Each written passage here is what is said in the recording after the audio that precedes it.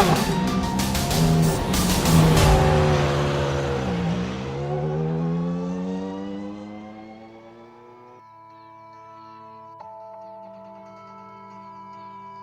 it comes to the Mazda MX-5, one of the main staples of the iRacing service for that respective car has always been home and world center of racing, Daytona International Speedway. It was at this circuit a few years ago where several drivers competed for a hot lap challenge and a chance for thousands of dollars, which all came down to 3 wide in the grass to decide who came away as the champion in the finals. It was also in the Big C's MX-5 Challenge where several different major battles and some of the most pivotal moments in the series' history have taken place, with the draft seeing several side-by-side finishes and in several cases, several big ones. Today, drivers will get all set to get racing for what could be a pivotal race today for Season 5 to determine how the championship may fare as it's the closing stages of the campaign, as we welcome you to today's edition of the Sim Experience Countdown to Green, live from the virtual World Center Racing Daytona International Speedway. It's round 7 of Season 5 of the Big C's MX-5 Challenge. I'm Justin Prince. Alongside of the booth today is Stefan Schlacker. Behind the scenes is our director, Sean Ambrose, and he's using cameras provided by Dougie Beer. When it comes to this racetrack, since its opening in the late 1950s, a lot of history has always taken place here. Let's take a look at your GSRC lap guide to find out more.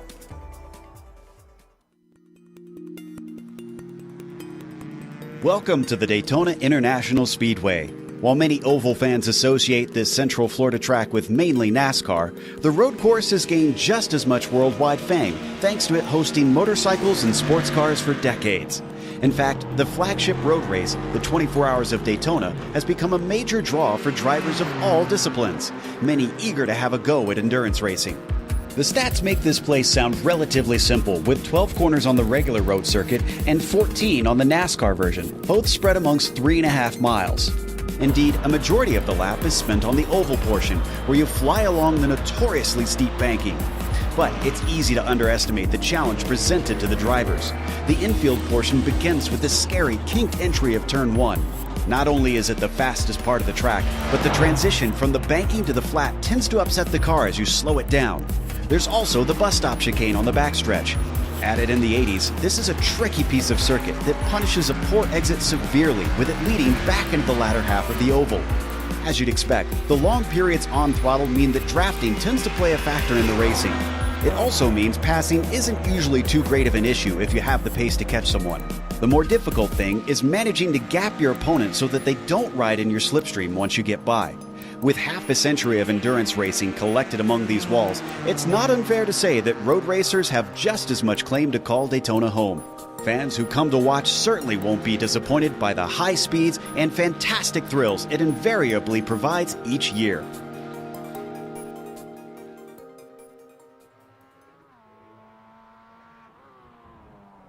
That was a look at our GSRC track guide for Daytona International Speedway. Remember, the Countdown to Green is brought to you by the Sim Experience AccuForce steering system. With the most advanced tuning features on the market, the AccuForce Direct Drive is second only to the real thing. To check out the entire Sim Experience line of products, head on over to simexperience.com. Now, Stefan, let's talk about this racetrack and for these cars today. We're talking just before coming on air with it being one of the staples when it comes to the Big C's MX-5 Challenge and for the Mazda MX-5 in general on official calendars and for some of the special events. But this is also one where it's not quite as easy it may seem to win a track like this. No, it's probably one of the hardest tracks to win at. Speaking in not only NASCAR, but also in an MX-5, because you have just that big of a backstretch from NASCAR Turn 1 all the way to the back stretch chicane, and then from the bus stop once again all the way till Turn 1. You can't make a mistake big enough, or pretty much never can make a mistake big enough, so that you're actually going to lose the train ahead. So it is critical for the guys to stay in that train as close as possible, because the more they can stay in that train, the more fuel they are gonna save. And obviously, the more fuel they save, the more time they save in that extremely long pit lane. That is also extremely slow compared to what we have speed-wise on the ovals. So there's also going to be a big delta that comes into play here when they're going to come down to the pit stops. So it's all going to be decided at the pit stops, and we're not going to know who's going to win this race until the checkered flag has been waved. It's just that tough of a racetrack, to say the very least, and that unpredictable for these types of events. But this campaign has been one where it's been one of dominance. In the case of Brandon Hawken, 4 victories in 6 rounds so far sees him have 137 total points in the campaign, his best season in the Big C's MX-5 Challenge from Global SimRacing. The youngster Elvis Rankin started off hot. He has cooled down significantly though since then. Just 105 total points in the campaign, with drops factored in 32 points, the separation between P1 and P2. Behind them is Yami Damasis Torres, who is also within mathematical range for the championship scrap, but then it becomes a little bit unpredictable because Clifford Eben and Taha Kukukut are currently already a significant portion behind. How significant? 75 and 84 points back respectively, meaning they will need a lot of luck and a big surge of performance in the next couple weeks to find their way towards the top of the standings to be able to come away with the top prizes, whether it's the AccuForce Pro V2 wheel, the new shifter from SHH Shifter for second, or the minus 273 racing gloves for the final step of the championship podium. With that, as qualifying is underway, Stefan, let's take a look at your details for today as we are currently getting ready for round 7.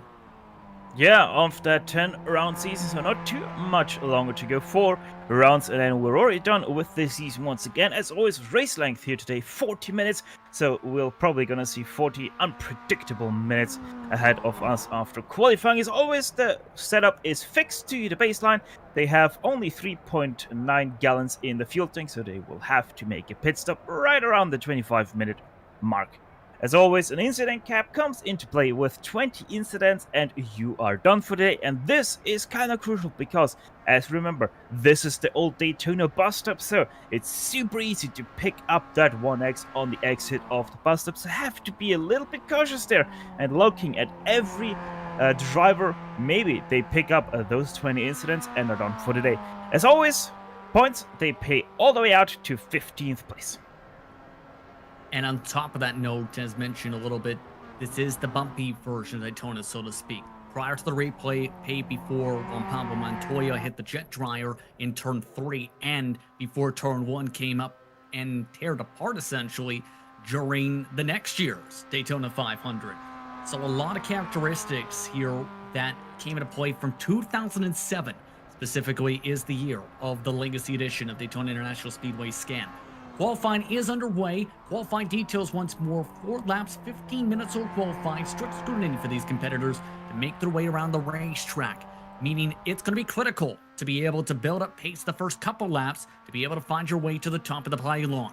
For a majority of the drivers, their best times this year have come on the 3rd lap. Some, though, have jumped up by a good 3 to 4 tenths, such as Brandon Hawken has at times on the final lap of qualifying. That's your qualifying details, brought to you by SHH Shifter. They use only the best commercial plastics to create the high-quality 3D printed shifters you need when you're all on the track. Their commitment to detail and durability ensures that you receive the perfect shifter. Find them on the web at shiftershh.com. Live timing and scoring is available for today's event at gsrc.tv as well to keep up with your favorite teams and drivers today. Well, right now it's Brandon Hawken who set the fastest time in qualifying, a 2:11.9 over Juan Manuel Fernandez, Robert Hartley, Tahoe Kukukut, the most improved driver of the season, Yami Torres, Caleb Hayes, Zach Burke, Joaquin Pasti, Nico Arilomi, and Christian Lindroff, the current top 10. The separation is about under 7 tenths. Yeah, and as always, a quick friendly reminder that we are, yes, on the road course on an oval, but as always, this series will have a standing start, so a little bit of a trickier start for these guys this time around with that banked tribal that they have to match. And also, one thing we kind of have to mention, while Brandon Hawken has that pole right now, it's not as important as on the other tracks for given reasons. It's basically, as long as you're in the top 20, you actually do still have a realistic chance at winning this race. The tough part is, though, as well, 5 minutes to go in session, yes, to be able to get some valuable track position early on. But the tough part is, one of the main consistent themes when you're on the oval for stock car racing has been the big one. There's been several cases, if you think back to the history of the series, where the run up to turn one and the run through the international horseshoe, sometimes the West Horseshoe collects a couple drivers, and of course that bus stop can in turn cause a lot of breakups in the pack. And if you struggle in the infield, definitely, Stefan, it can really cost you on top of things. Yeah, most definitely. Obviously, while you still have the huge draft coming after the infield, it is time that you lost. That means time that you have to gain once again in the draft, and it's time that you can't be saving behind in the draft. So, while it's not as important to be picture perfect every single lap here around in the infield, it still will be crucial come pit stop time, like I've said earlier. So, really going to be interesting. And also, like we have already seen a few cars, Justin, they have forgotten about the qualifying rules to not go under the yellow line. Yes, as per like stock car racing for super speedway racing, drivers have been instructed they cannot run underneath the yellow line. It's essentially out of bounds, specifically, where if you run underneath it, you will be penalized for it. The problem is, several drivers like this one, Vincent Wood, did end up cutting underneath the yellow line, so several drivers may have to go into a potential review from race control, since a good portion of the drivers used that to cut a couple seconds. Now, that's a controversial topic, of course, because drivers will say that it's potentially possible, of course, with some of the racing, but at the same time, it's something iRacing frowns upon in general, and as mentioned by race control, that they frown upon today for this event. Yeah, it's just a little bit of a gentleman rule, so to speak, because it really doesn't look good when a car cuts below that yellow line, because it is the apron and not the racing surface, but yeah, some people just have to take that as Brendan Hawking takes the lap, and it's a 2:12.222, missed out on perfection by 10 seconds. Good portion of the drivers have completed majority of their lap times. Only 3 have yet to set an official time of note. Bryce Prito, Jonas Seeger, and Anthony Burrows for Nexus Esports competing for their organization, the NASCAR iRacing Pro Series. Several other fan favorites, though, are continuing to try and record times. Here's Jonas Seeger, for example. As you can see, trying to build up a decent amount of speed right now in a warm-up lap on the top banking to carry speed for the first lap of his attempts. He's one of 2 drivers now left to try and officially record a time. His best practice time was a 2:13 flat. And the interesting thing right now is Brendan Hawking, the only guy below a 2:12 with a 2:11.97. And even though it is a rather easy track to drive on, and you don't have many spots to make mistakes at, we still only have 16 drivers within that 1 second margin of Brendan Hawking. So that is really interesting development that I honestly didn't expect in this qualifying. The interesting thing about the season in general, when you think about it, drivers like Robert Hartley, we've seen cross the line to second to break into the 2:11s, just a couple 100 short, have had struggles on the points in general. Several others, they've just struggled to try and get full consistency, it seems, this campaign outside of the top 3 in the standings. For several others, they've shown top 5 speed, especially in the drafting tracks, but then have found their way into the pileups. Yeah, the main guys thinking there, obviously Clifford Eben, Kukukut, and also Juan Manuel Fernandez, as well as Shaman Masastores. They really have been struggling throughout this season, even though Shaman Masastores is in 3rd place. He had the speed and also the placing to be much further in this standing and actually be able to challenge Brendan Hawking, but he always found himself in the worst end of crashes. Pretty much also the same thing for Robert Hartley, who is right now 2nd place. They all are lacking right now that consistency that Brendan Hawking is showing week in, week out. Yeah, it's been tough to touch him, and that was the case in past seasons with the Global SimRacing cars, where they focused a lot on the Mazda MX-5 across the service with the Cup car. Brito coming off a great performance, a 2:12.4 is currently his best time, lost to 10th. One driver, though, has to hit a bit of the stopwatch. It's Jonas Seeger, the only driver who has somehow not set a time. I don't think he's going to make it. He's not going to make it, Stefan. He's short by 10 seconds. Jonas Seeger, he has not had any luck this campaign, will start at the back of the pitbox.io starting grid as the only driver not to set an official time. Once again, pitbox.io is a new cloud-based data platform that allows drivers, engineers, and coaches to store, analyze, and share data, such as track notes and car setup, to better improve performance on the racetrack. Visit pitbox.io to get started. Drivers getting ready for the standing start. Let's take a quick glance at your starting grid where Brandon Hawkins starts on the pole once more. Robert Hartley just a few 100s shy of that pole mark, starts on the outside front row, with Galme Torres starting in third. Elvis Rankin, the youngster, runs in the dirt, runs on road courses, and of course in this series starts in fourth. Juan Manuel Fernandez starts in fifth with Nico Arilomi in sixth for BRT. Anthony Burrows for Nexus Esports starts in seventh with Tahoe Kukuku continuing his strong start of the year in eighth. Clifford Evan and Caleb Hyde rounds out your top 10, Stefan.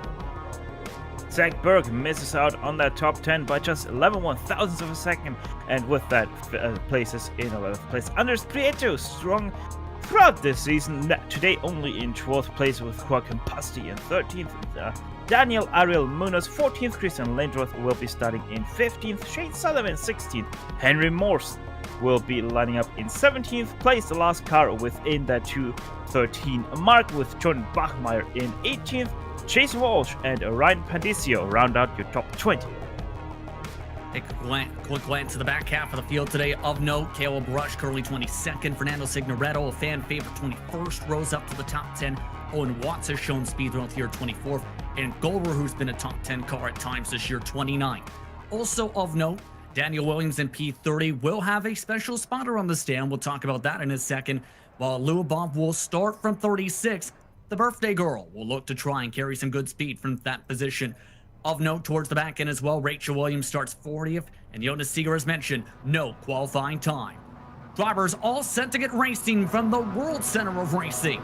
It's round 7 of the Big C's MX-5 Challenge, and it's green. We're underway from Daytona. Going in the back, Caleb Hyde with a miserable start twice, nearly loses the car right off the bat. Already 2, 3, 4 wide to the back of the field as well. Drivers have once again been warned, do not run below the yellow line. Some of them believe actually spun the tires below it. There may be several drivers to look towards, as currently the top 3 single file.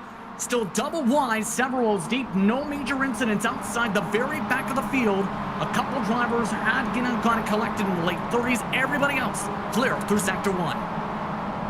Yeah, a little bit of 2 and 3 wide action into that turn number 3, but apart from that, it's perfectly clean here as still Caleb Hyde continues to lose some positions. Oh, there is a touch on Shane Sullivan. Big wreck in the back. Shane Sullivan, one of the quickest drivers on campaign, among several cars spinning, several taking the shortcut as a result. They're still slamming in the grass. The top 15 cars, though, still continue to break away as a result, and this is what I was kind of referring to a bit, Stefan. Anything happens in these first couple laps, it breaks up the packs. They are still wrecking. Yep, they just about now cleared it up. They pretty much wrecked throughout that turn 5, the full length of that turn 5. And yeah, we have now pretty much got a rip here in the field. I think that's 17th and back that is still in that first train here.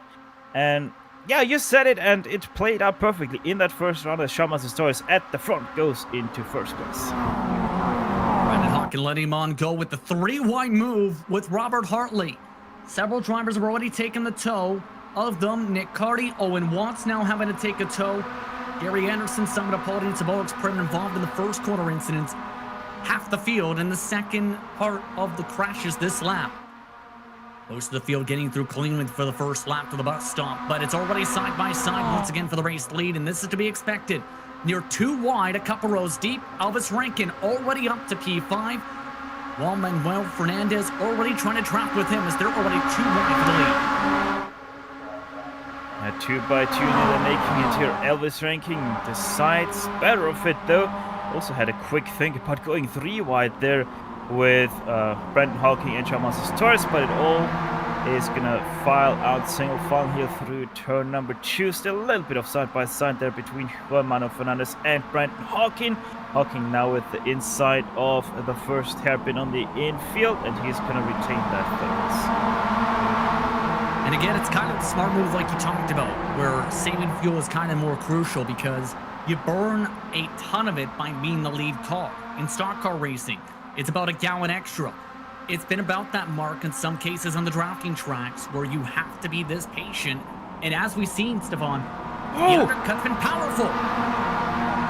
Andres Prieto nearly hits the back of Clifford M, and now Clifford M gets pushed out by him out of turn number 5.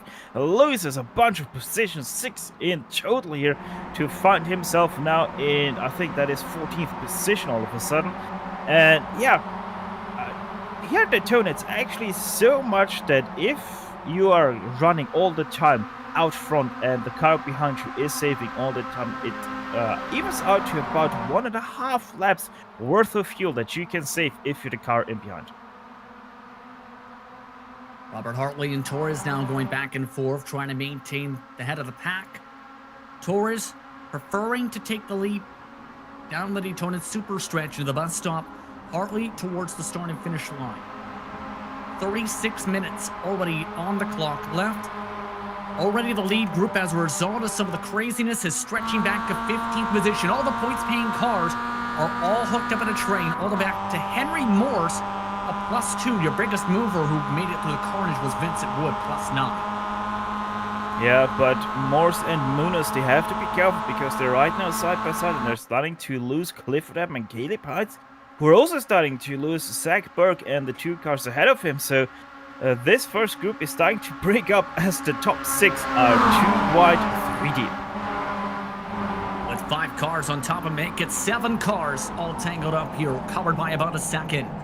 This time Torres holds on to the race lead. Fernandez, though, trying to jump the line in the Corinthians car as the BRT machine of Avi Lomi joins the fight. Several drivers not with many teammates, if any, in this grouping. Really, the only drivers who have more than themselves in this group up at the front is the Orion Race Team cars, a bit of scraping behind them. Yeah, Elvis Ranking and Robert Hartley, those 2 are the teammates you're talking about, and it's 2 teammates that have been struggling. Elvis Ranking, he won the first race of the season, but ever since just didn't find the pace he needed to be up there all the time, and that's when Brandon Hawking started to shine and pretty much run away with the series thus far. But as we said, it's with this one, 4 rounds to go, and anything still can happen. I'll also note, by the way, Vincent Wood has now got himself into an incident. He's now off the track, so there goes the biggest mover. Weston Workman also towed, and Daniel Williams, who had Wyatt Gooden on the spotter stand. The first driver from iRacing to win a manufacturer ride and eventually found his way to USF 2000 in 2013. Done after 5 minutes. So that is unfortunate for that grouping. Wyatt Gooden, of note, is now today a driver's coach and was working with him for this event today. Now the lead pack, as a result, still 15 cars thick. As things start to calm down a little bit, let's take a glance at how everything broke down with what happened with Shane Sullivan and company, because that's one of the main reasons the pack was separated about 5 seconds, give or take, Stefan. Here's the look once again. This is the West Horseshoe. They were already bobbling coming out of the International Horseshoe, and then things came to a head out of the kink. Yeah, you're saying it. It's just a little bit of 2 cars crossing line. Munoz had a bump on the inside and just pushed Shane Sullivan into grass. He wasn't able to save that. And then you can see all the kerfuffle happening in behind because people are crashing all over the place. Can't keep their cars under control because they have some loose tires or whatever. And yeah, it's just a little bit unfortunate for all the cars in behind. Also Lyubov, also Reskovskaya was involved in that ever so slightly.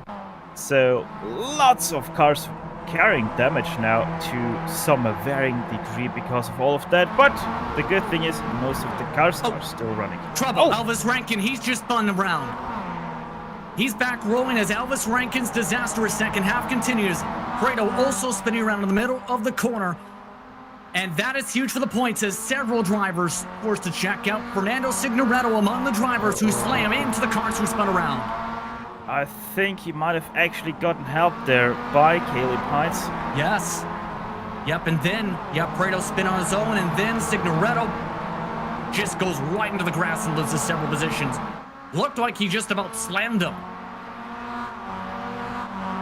Actually, there might have been ever so slightly netcode between the two as well, but yeah, in reality, Elvis Ranking and the other driver just ever so slightly crossing paths once again, and yeah, just an unfortunate racing incident there, and that means that Ranking is now completely out of contention for the race win. And potentially takes him out of contention for the championship, Stefan. That is huge, to say the very least. Torres is doing what he needs to, though. Still up towards the front in second position. 13 drivers are in the lead pack now. As a result, Rankin has lost the draft. He's falling back to Caden Rush and company. Of note, a couple penalties have also been out from some of the crashes. First one goes to Powell Brem, who was involved in that incident we mentioned in turn 1. The second goes to the birthday girl, Lil Bob, involved in an incident with the 38 machine of Daniel Williams. That ended up Williamson's day. Right after she served a fast repair, will have to come out for another black flag. All other leaders are still going near 3 wide down the front stretch with 14 estimated laps to go.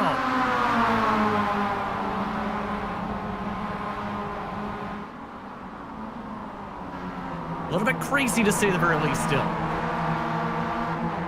Yeah, very much so. These guys just know how to race at Daytona, and Daytona only knows one kind of racing, and that's the crazy style of racing. So Torres continues to be in third place, a little bit of a late braking maneuver there by Burris in fourth place to bring himself side by side with Torres. He's actually going to be playing out here. No, he's actually going to go for it. Anthony Burris now to the left side of Chalmers' Torres' a yellow and black car. But Torres has the inside for turn number 5. That should give him P number 3 once again. Is he actually going to go for turn number 2? Yes, P number 2 rather. And he is now side by side with Juan Manuel Fernandez. Very crazy start. Of note, Christian Lindroff and several others just got wrecked in the International Horseshoe. Those cars have since cleared themselves up. It was around the back half of the field, just outside the points. But still within the top spots in the running order. Still, it is Hartley, Fernandez, Burrows up 4 positions. Torres, Kukukut, Hawken, Zach Burke, Orilomi, Pasty, and Hyde. Let's talk about Zach Burke and all of this in P8, mind you. He's 7 rather, plus 4 in the race. We usually have not seen Zach Burke make starts this campaign, but making a rare start today and having a good run on it, keeping it clean and keeping it patient. Yeah, and right now he's also saving a lot of fuel as there comes Nico Abilomi right behind him. So that group has once again been able to catch the front. So we have 13 cars once again in that lead pack, all perfectly aligned on a string. Now the tough part's going to be here. How do you try and plan out the strategy for the fuel window? Because, of course, it leaves some flexibility with the fuel numbers, especially with battles for the lead like this, where you can save fuel by pushing our car up to the front, such as Matt Fernandez getting pushed by Burrows. The tough part's going to be at the same time, you have to think, Stefan, you kind of at the same time would want to be with somebody, right? Yeah, it basically the standard NASCAR Super Speedway rules apply. You don't want to come out alone on the pit stops. You want to be in a group, but it's not allowed to be too big because then you're gonna lose time on pit entry and exit. So you have to play that strategy game a little bit and look at who's looking at maybe pitting. Oh, there's a touch! And it's Anthony Burrows from Nexus Esports spun around. Several cars going wide, including Brendan Hawken, and one of the drivers who had his best race all campaign out of contention. Burrows, the iRacing pro driver, trying to make his way to the Coke Series, spun around with contact with Kukukut. Yeah, I just was gonna say Kukukut, the offender here on that one. I think pretty much clear as day. And also as that happened, the 0 of Caleb Heights has also received. No, wait, sorry, that's Elvis Ranking. Yep. I want to say Caleb Heights has gotten the black flag for the contact with the 01 of Elvis Ranking. So that's come into play. We'll see what race control decides when it comes to that recent incident as well with Kukokoot, who's up in P3. To say the very least, Anthony Burrows not happy. He is 23rd, by the way, in the pro standings, where he had to make the top 21 this year. Back and forth again. As up at the front goes Robert Hartley as they continue to play cat and mouse. This time, though, Fernandez and Hartley are the drivers. It seems like Hartley wants to be one of the aggressors at parts of this racetrack where he wants to basically lead the strike. Well, let's be honest, Robert Hartley, and he probably knows that, has nothing to lose here. It's flat out or not at all for him right now. Just basically prove to everybody at home and to himself that he still is one of the best drivers in this series. And he most definitely is showing that right now, as we are, by the way, approaching the 15-minute mark into this race. Crash in the bus stop, by the way, as several cars were spun around, including Hayden Gober, in some very tense moments on the radio from that. Christian Lindroff as well, serving his black flag for contact with Liam Hides. That happened, as we mentioned, in the horseshoe. Joachim Pasti still quietly is in that group. He has the fastest lap of the race. They are near 2 wide. He's among those drivers trying to play it through, right with Brandon Hawkin as they still scrap in front. Brandon Hawking doing his part as well, just staying quiet, staying behind, saving fuel most critically, and just, playing the championship. He also has a lot of things to lose, but all the guys around him have made a few mistakes already, especially Elvis Ranking. Oh, there's a dive and a half by Pasti on Nico Avilumi to get himself past. So, Hawking just can't take it easy and just play the championship game. Chris Preto, by the way, off the racetrack, was scored 21st technical issue. Take him out of contention. Still the top 5 strangle out, but the main thing is, let's talk a bit about Pasti. We haven't really even mentioned his name this campaign. He's run a couple races in the 28. Is now up to 6, plus 7 on the race. The Masked Devils driver having a stellar race, especially with everything going crazy up towards the front. He's kind of just played the safe card, with everyone else just playing suit, while everyone else just continues to trade cards. Yeah, although he has been a little bit aggressive here into the bus stop, like once again, it's touching the 20! Woo, that could have been quite the incident there with Zach Berg, as Pasti just once again sends it in there, and just about manages to slow down just to give that 20 a little bit of a touch. He has been very quiet this season thus far, as he said. He has been on the most definitely unlucky side of the stick this season. So also he, like Brandon Hawking, and nothing to lose. Robert Hadley rather, nothing to lose, and just going for the fun of it. Still getting very dicey once again. Make it 2 wide, 3 rows deep again. Heading off into turn 1. Approaching 10 estimated laps to go. Approaching halfway on the lap total itself right now. As a result of that move, though, Fernandez getting shuffled out. Kukokoot thinking about a dive to the outside line of the International Horseshoe. Hopkin also starting to make his way back to the pack as Munoz and Hides scrap again at the very back of the pack. Still, Henry Morse is at the tail. Of note, drivers coming into pit early are Jordan Bachmeyer and Kip Stevens, who are in the 20s. Everyone else still on track for scheduled stops. Joachim Pasti continues to be super aggressive, and that's a touchdown once again onto the 12 of Kukokoot. Makes up 2 positions, but Pasti has to slow down on that aggression. And the sorry buttons come up on the text chats for the drivers as Kukokoot, he's come close a couple times, Stefan. He's been not afraid to fight for the race lead. He's not been afraid to be physical if drivers respond back with physicality. This has been 2 straight weeks now where he's been tangling for positions like this, trying to have the best races of his campaign, because every time he's come close to victory, he's been involved in an incident in the late stages. Yeah, like you're saying, it probably plays a little bit of the frustration into these battles that Kukokoot is having with all the door slamming that he has been known for in the last 2-3 races here. So Kukokoot, with that frustration, I can understand that he is going with those door slam maneuvers, but let's be honest. Slammed. And getting slammed, yeah, but Kukokoot, it is just MX-5 racing. There has to be a little bit of door slamming, otherwise it isn't really an MX-5 racing. There is a faster pair available, Stefan, but at the same time, we've seen drivers, if you get too much damage with these cars, especially since they're the new damage model, they can get very, very, very slow on the straights. And keep in mind as well, say you knock the front bumper off one of these things, it can cause a debris caution. As here's an early pit stop call.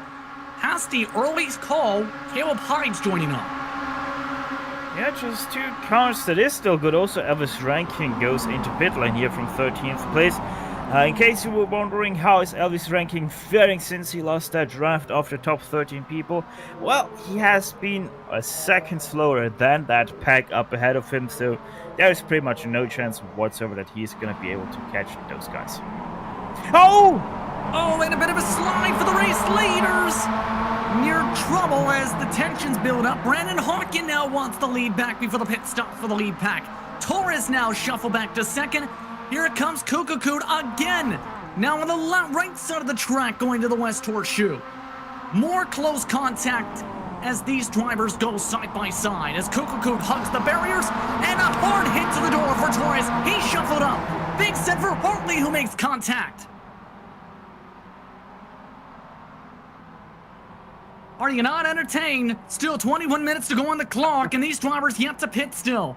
These drivers are fighting like it's the last lap. These drivers are starting to fight, not like it's the last lap, but if this is a demolition derby. Kukukut once again with a hard door slam on Shamanama's Torres to cycle him all the way back to 4th place from 1st. So in 2 turns he lost 3 positions, as that is a lap car to the inside. That's Kip Stevens letting that pack by. So good job on Stevens there to let all of them pass before the bus stop. Yeah, that could have been disastrous if they ran right up to him in the middle of said bus stop, let's say, because the traffic, we haven't really touched upon too much quite yet, can be chaotic. By the way, Hasty is done already. After his stop, he's already popped off. Keep in mind, with the incident limit we talked about with 20 incident points, they build up quickly, and with some of these cars, they may start to get close to it. No move yet for the top 3 to the pit lane. Who goes down? Bit of a peek now to the yellow line. Yes, that's Munoz, the only driver in the pack this time. Oh, and he was well over the speed limit there. 110 kilometers an hour at the line. So we might see Munoz for about 15 seconds long in that pit stop than the required. Oh, and he overshot the pit stop as well. So very disastrous for Munoz, who's been at the back part of the field much of this run today. Still, though, we are at halfway on the lap distance. Expecting majority of the field coming this time by Stefan, it looks like, with the way it's shaping out. Yeah, either this time or next time, but I wouldn't be surprised if a lot of people actually go 2 more times here, because they still have to, and we're not allowed to forget that maybe some of them have been actually able to save that extra lap of fuel as well. Yeah. So gonna be really interesting how this is gonna shape up now. And we've already talked about this many times this season. If you're able to put less time in the tank, it's less time in the pit box, and with the amount of time you can lose in the lane, that could be the difference between winning and losing, you'd have to think. Remember, that's how Rankin won at Okayama, but of course, the risk is, if you take a bit too big of a call, you're going to run out of gas, Stefan, or in theory, the pack would catch up to you. Yeah, like you're saying, it is a big gambling whether you're going into pit lane or not. I mean, it's a gamble no matter what you do, because if you go in a big pack into the pit lane as well, you run the risk of getting hit from behind or running into the back of someone ahead of you, as Brent Hawking slides his way through that bus stop chicane. And by the way, I also can confirm Ariel Munoz has had a stop and go penalty here for exceeding the pit speed limit at the entry, because he was in his pit stall for about a minute. A big hardy cut for Brandon Hawkin to enter in. Ooh. This will pin in Kukukut as Kukukut forced to take the lone way. 3 wide on the entry as Brandon Hawkin nearly gets hit. think all of them just maybe got to the speed limit. That was tight. Hartley, the only driver in the top 10 not to pit. Yeah, and I wouldn't be surprised if Hartley Oh, they're actually hitting. wanted to pit. Kukukud hit the back end of Torres's car trying to angle into the pit boxes. Keep in mind that on iRacing, you can technically run through the drivers in the boxes. Hawking missed his pit stall. Hawking? That could be huge for Brandon Hawkin. Yeah, I think somebody else also missed his pit stall as well. I have to look at that once again on my replay. No, that just looked like it. So only Brandon Hawking missed his pit stall, but I think he's still going to be good in the draft. Yeah, it's just about 1.5 seconds that he lost there. Yeah. Look who's out front first, though. It's Kukukud. And he's out front by a little bit. Clifford Eben will come out second of the pit boxes. Fernandez, Torres, Hawkin. Then it's Ariloni, Burke, and Rankin in that grouping. They do also have lap cars and other drivers in that cycle who are among those competitors who are going to be a bit of a wedge here now, Stefan. The Turkish-based driver now with an advantage of about 3 seconds. It's a 3-second fuel undercut as Hartley is trying to stretch it on his own. Yeah, this is now really going to be interesting here. What happens? Kukukud, can he get away from the pack behind? What is going to happen with Robert Hartley, who we're having on the screen right now? You're pretty much going to see it play out in just half a revolution of time. So Brandon Hawking, most definitely, he can relax though, because he knows that everybody around him in the championship is going to lose points as it stands right now. Right side, he did pick up some draft at the end of this lap from traffic. The problem is, he and Caden Rush will have to pit on their own. The other drivers between them and the rest of the competitors who have already pit are Arturi Satori and Ryan Pendicino, who is currently being cut through by the drivers who are in the main draft pack. If you are Eben, Fernandez, Torres, and Hawkin, do you think they have enough time to get there, or rather, do you think they have the speed to get there, especially since they'll have Hartley potentially to factor in too, who's already gone into pit? The drivers are in turn 3. Well, the good thing is they have Pandisio and Sorati right now as draft companions until they go into pit lane. So I'm pretty sure they are going to be able to do stuff, as Hartley, I think, misses pit stall here as well. He overran it by about 1/4 of a second, and that could cost him. Here come the race leaders. He's now off the jack, still waiting to get fuel, though, in the car. For Hartley, 19.7 seconds. And look at that pit stop lane delta, 5 seconds slower. As a result, with the timing as well, at 1 second. And he's crashing in the lane nearly. Nearly smacked the tire, Stefan. Wow. Yeah, on that new tires on the right side, lost his cool and nearly crashed into the tire barriers like a lot of people on the iRacing servers have already smashed into. And yeah, good thing is for the group in behind of Kukukud, they have pretty much formed once again, and that means Kukukud is going to be caught in pretty much no time. Caden Rush, by the way, also came in that time by, but for 22 seconds of fuel. But look at the intervals. Keep in mind that Kukukud has the less fuel out of anybody by 3 seconds of gas. Eben, Fernandez, Torres, and Hawkin all took 18 to about 20 seconds of fuel.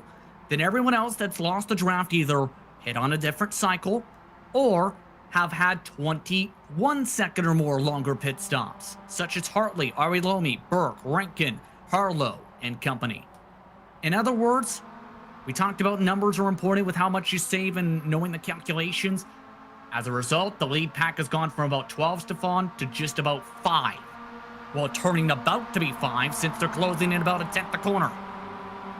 Yeah, and the thing is, people like Robert Hartley, once again, the consistency is key. Robert Hartley in his pit stop misses his pit stall, so he is out of contention once again to win a race this season. How often have we seen that the consistency strikes back at someone and they're not going to be able to win a race here?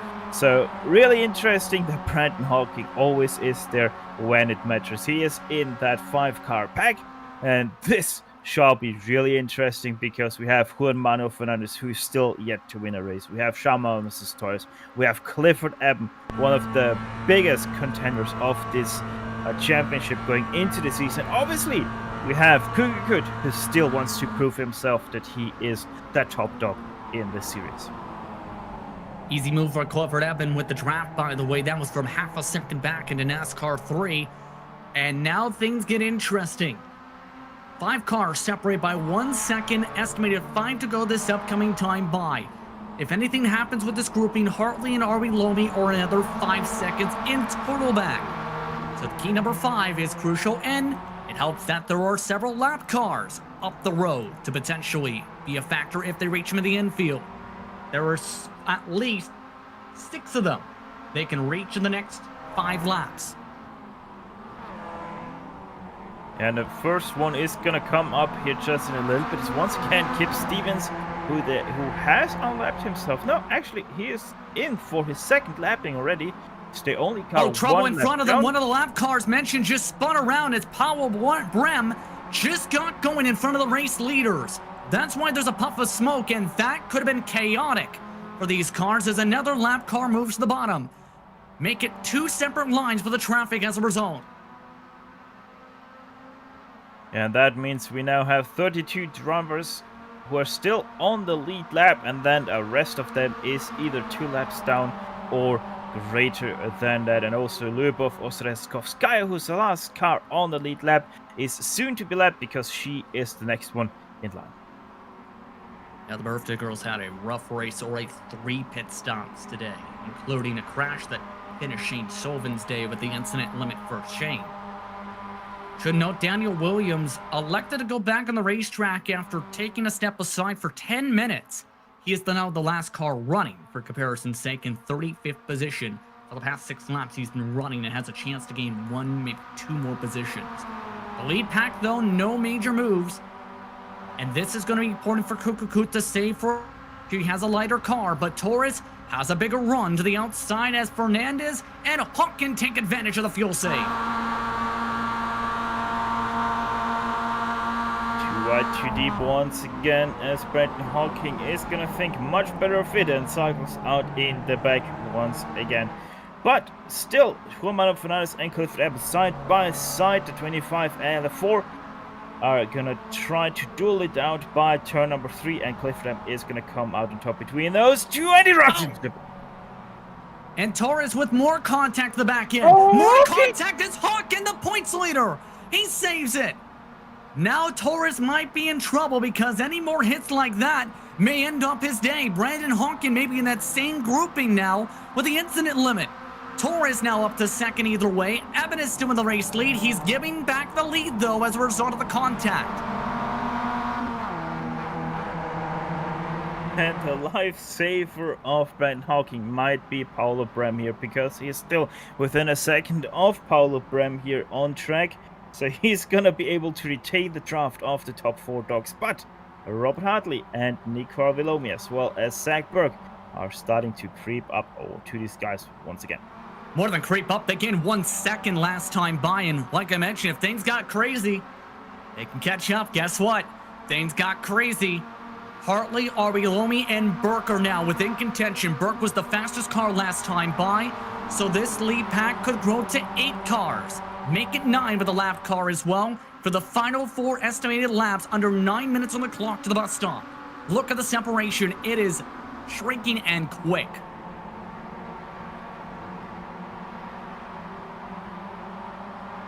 And now Paulo Brem lets by Brandon Hawking here. So Hawking has now that gap in front of him, but the gap is only about a second. So he is hopefully going to be good to catch them. But I think, yeah, he's ever so slightly losing time to the guys ahead. Gonna be interesting if he's actually gonna be able to catch them. He is a little bit faster than 2 wide, though a little bit. 129, making 130 miles an hour, going to the start. Finish line, 4 to go. Fernandez on the bottom, Eben on the top, and Torres trying to give the push. Kukukut's backed off again with the lighter car. And Hawkin, Hartley, and company are there within now 2 car lengths after a harder set of the brakes.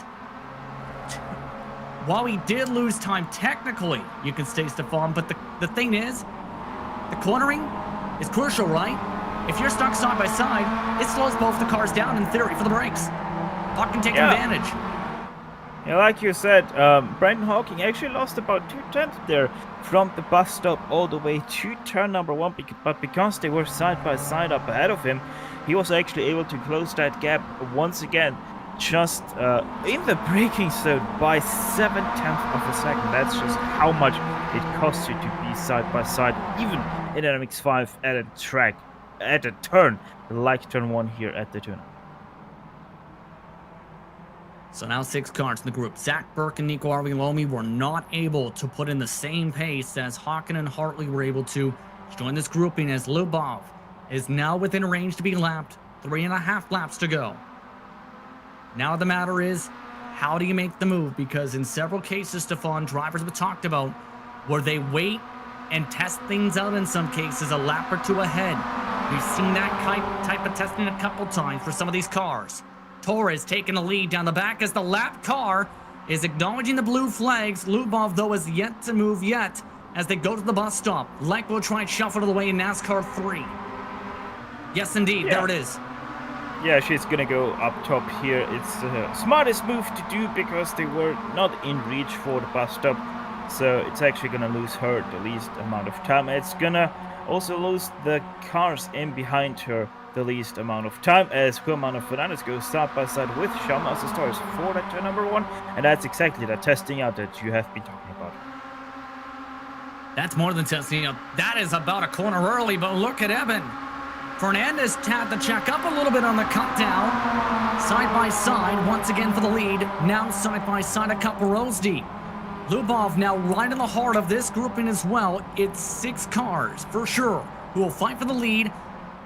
2 by 2 right behind the race leader. Eben on the right side of the racetrack with Torres as near trouble behind.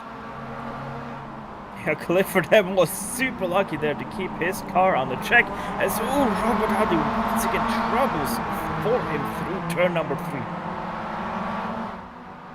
Yeah, this is where I think at this point, Stefan, you have to hold your breath, because any mistakes in the infield could cost, well, everybody in this pack the chance to win it. Yeah, most definitely. Hold your breath from here on out and only exhale once the start-finish line has been crossed for the last time in this race, because this is either way going to take away your breath. The biggest question mark in all of this, I'd have to say, though, is Taha Kufuku. He's lost positions since underfueling the car with 15 seconds of gas. When does he try and pounce? Because he's just continuing to be shuffled on out. Well, I think right now he's just playing the numbers game with his fuel till he can hit the numbers that he is required to. And once he has hit all of that, I think he is pretty much going to light the world on fire and trying to go for that win. But right now, as you can see, he is still playing that fuel numbers game. I wouldn't be surprised if he is going to go within the next 2 laps. Well, there is 2 estimated laps to go, so it's either go now or watch on the throw pedal. I don't know. There is 1 more lap car, but there is clean track after that. It's Rachel Williams. By the way, Rachel Williams getting the chance to race against you, I believe, next weekend, she mentioned prior to tonight's broadcast, will be the last car these drivers will have to deal with who is not in their same cycle in the final 2 laps from Daytona, as now they all go single file for the bump draft. No, here comes Hartley. He elects to duck out, try and jump the line. And does so effectively, actually. He is able to clear the line before turn number 1, but here actually comes a little bit of a push from Torres. So Fernandez is actually side by side with him still into turn number 1. Let's see who is going to have the better drive out of this corner. It seems like it is actually Fernandez, as now Robert Hartley under pressure from Torres as they are side by side going into turn number 3, with Brent Hawking looking fondly first a row onto that lap. And they are going to have Rachel Williams go to the outside in the hairpin. Now they're trying to negotiate once again where they're going to pass Rachel Williams. She is on the radio in the 851 racing car, trying to inform the drivers how they will plan this out. Previously was the hairpin, now they feel it's the straightaway. So this is going to be critical. If they reach Williams down the straight, no factor. If the braking zone is the factor, that could mean an opportunity for someone to charge. Rachel Williams going to be reached, yes, for the straightaway. Moving towards the side of the racetrack now as they get inside the draft. Under 2:40 to go on the clock this time.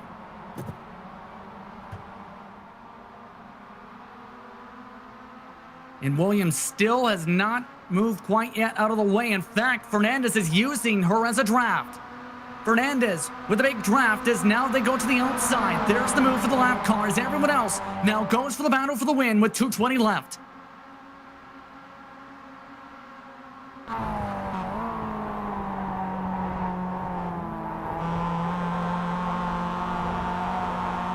Big slide for Brandon Hawk into the back as Robert Hartley now takes the peak coming into NASCAR 3. White flag this time by. And Fernandez letting him go. Fernandez letting Hartley go. Oh! Do you think that's a move for the last lap? As Torres shuffles into him. Torres is still good. Torres saves it. Torres to the lead as Evan shoves him. White flag this time. Holy moly, how did that car get saved by Torres and also by Fernandez? I have no clue. They probably don't either, but Clifford Evans now up to 3rd place. Robert Hartley 2nd. Chalmers Torres wants to lead away this lap here, but I would have my eyes and also my bets on Brandon Hawking and Clifford Evans because they will have an extreme draft coming out of the bus stop with 2 cars ahead of him. But Clifford Evans tries to go to the inside here at turn number 3, trying to take away that 2nd place from Robert Hartley. 1 minute is left on the clock. Drivers expected to take the checker this time. We'll have to see if that's indeed the flag. Drivers, in some cases, may see the white, have to see the white. Hartley sees the opening, dives into the west horseshoe and misses it. He misses the west horseshoe. Torres forced wide. Eben now up to the lead. Torres to the inside for the hairpin as they go towards NASCAR 1. The NX Racing car dies for the switchback as they go back to the NASCAR portion.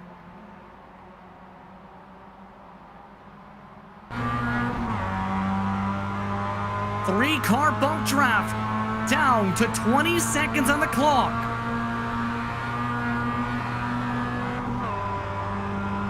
Watch out for that 99. Perfect position right now for him. 3rd place. 25 of Clifford Evans right now in 2nd place. And here comes Cookie Good. 4th in a line with the number 4, Juan Manuel Fernandez. He's going to try to do that from the back. And they are actually slowing down. Do not want to overtake here into the bus stop. Torres wanted to let everybody by. He pretty much knows that his fate is sealed here for the end. He's not going to be able to win this race, probably, especially with a mistake like that. Zach Burke reached the incident limit. He's now done from P7. Clifford Evans to the lead. Now one last chance at a NASCAR 4. Who will get the best run? Torres working to the bottom. Hawkin trying to pinch him in.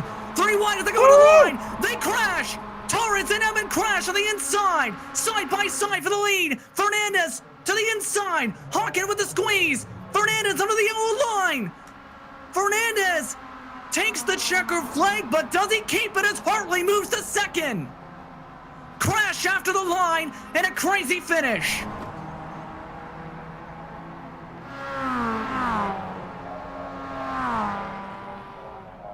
Wow. What a way to try and determine things. Look at this. Is it going to stand, though? That was below the yellow line going underneath Hawkin. Will they say they squeezed? Stefan. Well, I don't think that Fernandez went under the yellow line, but the crash that we saw between Torres and Clifford Evans, that most definitely was an naughty move by Torres because he moved down below the yellow line to try to get past Clifford Evans and cause that crash. There it is right there, though. That was full 4 tires underneath the yellow line. No word yet to see who's the official winner, but it's Fernandez who gets to celebrate. What a finish. A lot to unpack in this one. After a crazy race, for Fernandez, his average finish entering the night was 16th. Unofficially is the race winner at Daytona, and as the lights flicker up, post-race coverage will be up in just a few moments. A fireworks affair from Daytona. Stand by. You're watching GSRC.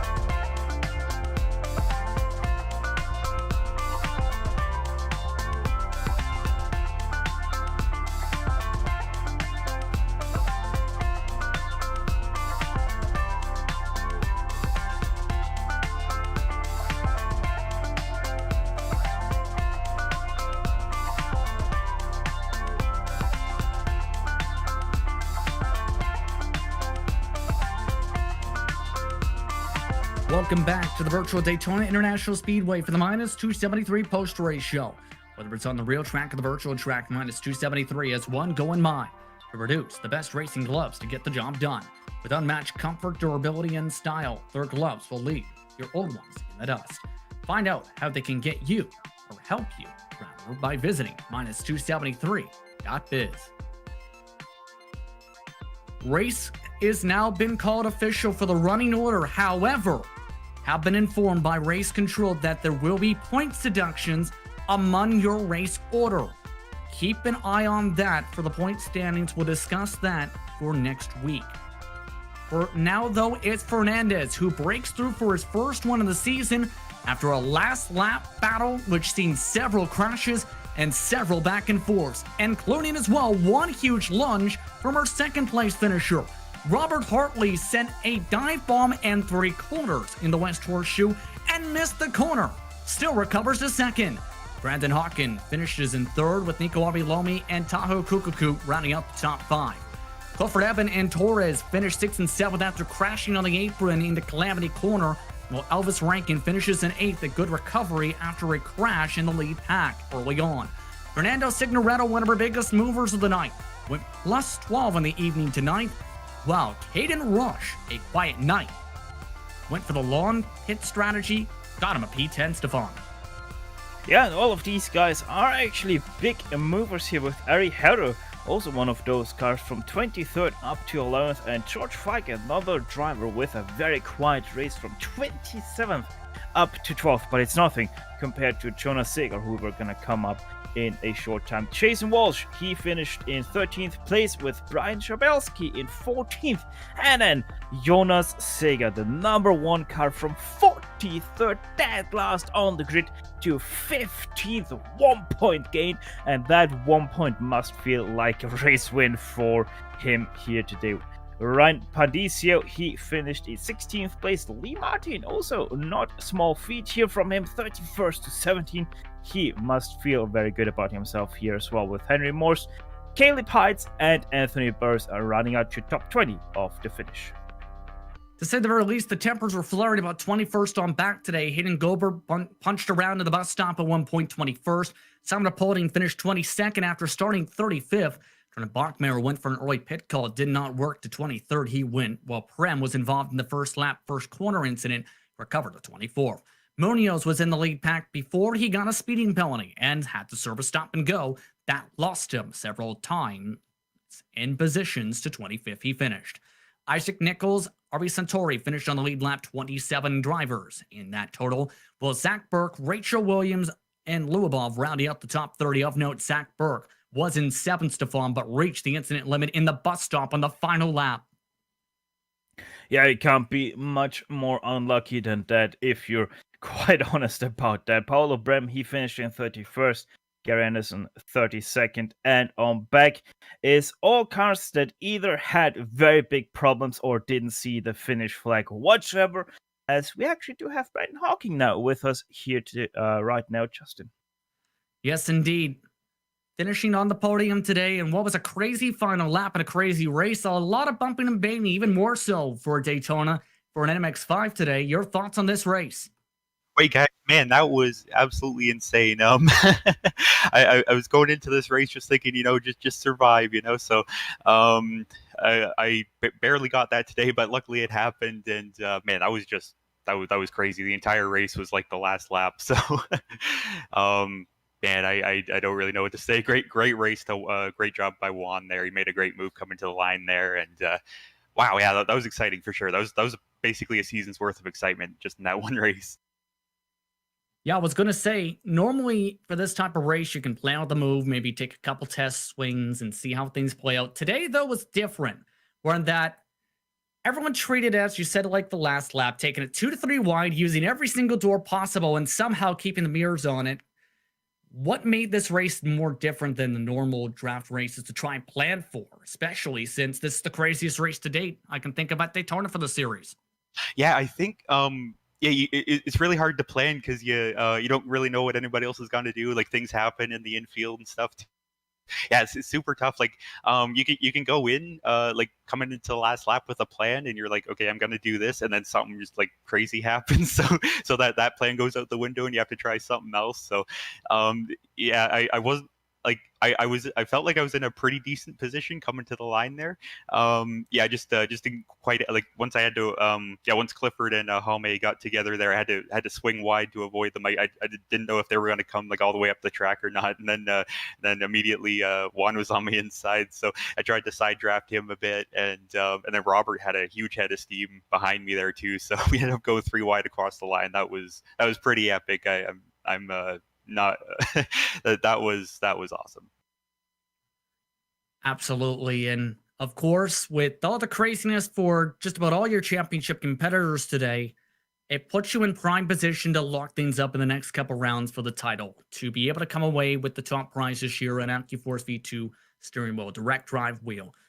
Your plan for the final couple races, because there are still a couple more drafting tracks on the calendar, including the next one, Road Atlanta.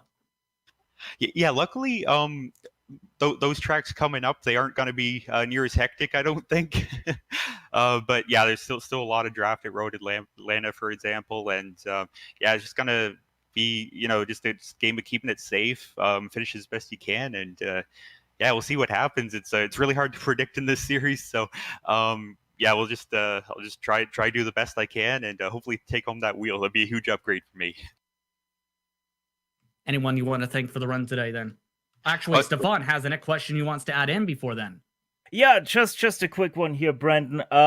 We saw you today very much time there actually at the back of the pack. Were you playing a little bit the championship game here today?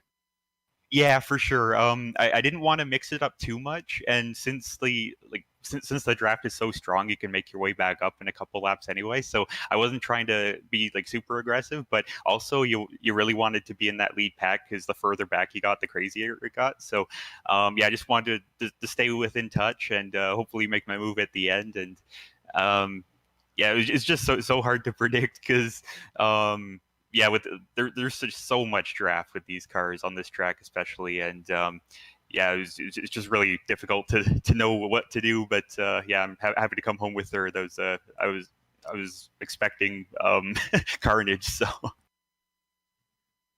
I think Stefan heard what he wanted to hear. Who would you like to thank after this run?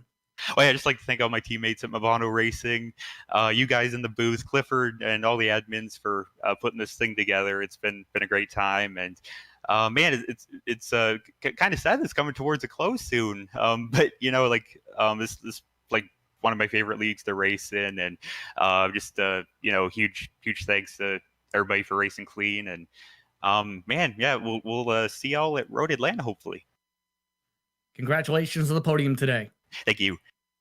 That's your points leader, Brandon Hawken, able to come away with an air podium today. And Stefan heard what you wanted to hear, I think, of that last question you asked there. Your thoughts on this one before we head off to Road Atlanta, because you classified the final 3 tracks as draft tracks, but keep in mind, Sebring, the middle one, has a lot of technical sections on top of the couple drafting sections. Yeah, this is the fun part. You have now those 3 draft tracks which have those technical parts in them, but still are classified as a draft track in the MX-5. So it has a really interesting twist to them. And yeah, pretty much as you said, I pretty much heard what I wanted to hear, because Brandon Hawking was most definitely playing the championship card here, and he knew what was going on around him, and he just perfectly played out his cards to extend his nearly perfect run in this championship thus far to an even greater extent. And I think he can actually seal the deal next time around if he wins it. So it's really going to be interesting coming into Road Atlanta. And I'm pretty sure that he won't be happy about winning that with the prize that's on the line. Yeah, that steering wheel is going to be very, very helpful, to say the very least. Have one personally. It, to put it lightly, completely changed how things went driving-wise. We'll have to see how drivers who compete for the title and win said wheel react on the racetrack, because till then, we'd like to thank you for tuning into tonight's action from beautiful Daytona International Speedway. We'd also like to thank Clifford Evan and Big C's for organizing this strong series, as well as sponsors SimExperience, SH8 shifter -273 at bitbox.io. We'd also like to thank the companies who provide the software and hardware for our broadcasts now listed up on screen. Additional thanks going to Jude Lalonde, who provides our wonderful music. Screen for how to get a hold of more of her great work. Thanks to the team today and Stefan and Sean. If you'd like to find out more about GSRC, including upcoming races, find it at globalsimracingchannel.com. If you'd like to support the channel, you can check out our merchandise for sale at gsrc.stormvy.com. Or you can check out our social media on Twitter at GSR Channel, Facebook at Global SimRacing Channel, and Instagram at GSRC_Gram. Don't forget to head over to YouTube page and hit that big red subscribe button as well as the notification bell so you don't miss a moment. Global SimRacing Channel. As mentioned, it's Road Atlanta next. It's going to be one where you have a ton of elevation changes, a ton of draft, and of course, one very hard braking zone which has seen plenty of thrills, chills, and spills, to say the very least, across the iRacing service throughout 2020. We also have upcoming races for other series listed up on your screen, so be sure to check those out and mark them down in your calendar. But until next time, race clean, race hard, and we'll see you on the track.